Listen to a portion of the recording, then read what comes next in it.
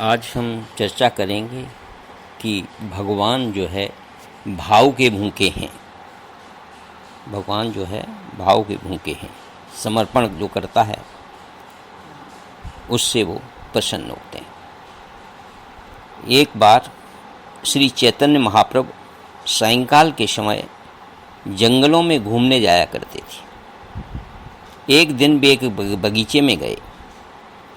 वहाँ जाकर उन्होंने देखा कि एक ब्राह्मण आसन लगाए बड़े ही प्रेम के साथ गदगद कंठ से गीता का पाठ कर रहा है, लेकिन वह श्लोकों का उच्चारण अशुद्ध कर रहा था।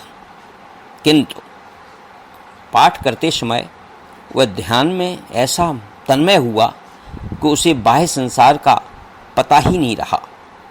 वह भाव में मग्न होकर श्लोकों को बोलता था। उसका संपूर्ण शरीर रोमांचित हो रहा था, नेत्रों से जल बह रहा था।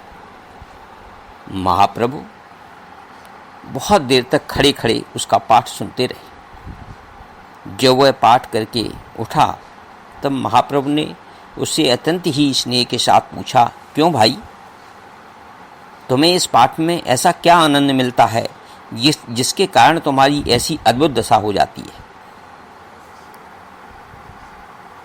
इतने ऊंचे प्रेम के भाव तो अच्छे अच्छे भक्तों को शरीर में प्रकट नहीं होते। भक्तों के शरीर में ऐसे भाव प्रकट नहीं होते। तुम अपनी प्रसन्नता का मुझसे ठीक ठीक कारण बताओ। उस पुरुष ने कहा, भगवान, मैं एक अपठित बिना पढ़ा लिखा बुद्धिहीन ब्राह्मण वंश में उत्पन्न हुआ निरक्षर और मूर्ख ब्राह्मण बंधु।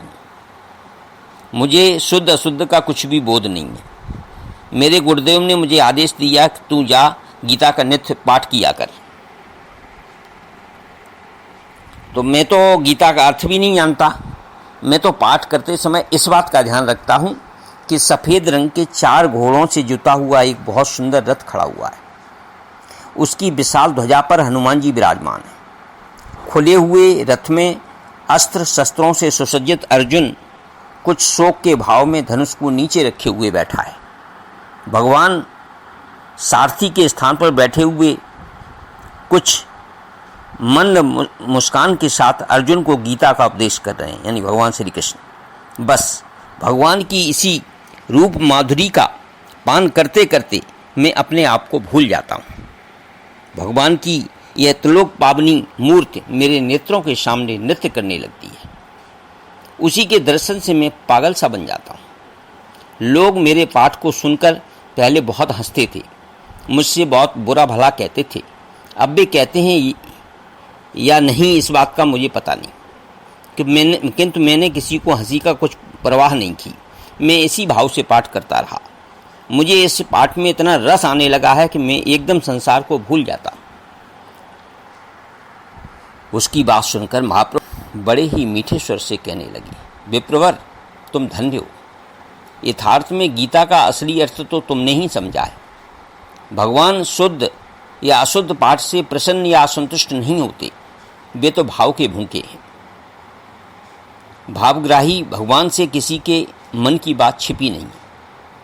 लाखों शुद्ध पाठ करो, भाव अशुद्ध है तो उनका फल अशुद्ध ही मिलेगा। भाव शुद्ध है तो अक्षर चाहे कितने शुद्ध हों, उसका फल शुद्ध ही होगा। भावों की शुद्ध की ही अत्यंत आवश्यकता है। भाव शुद्ध होने पर पाठ शुद्ध हो जाता है। सोने में सुगंध है, यदि पाठ शुद्ध न भी हो तो कोई हानि नहीं। अर्थात मूर्ख कहता है विष्णाय नमः।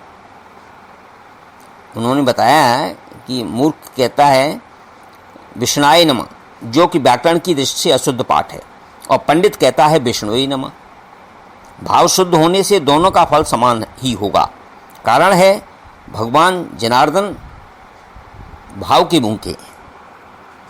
महाप्रभु के मुख से इस बात को सुनकर ब्राह्मण को बड़ी प्रसन्नता हुई और उसने उसी समय प्रभु का शिष्य बन गया और महाप्रभु के साथ ही रहने लगा। तो कहते हैं भगवान जो है भाव के भूखे हैं। इति ओम परमात्मा ने नमः।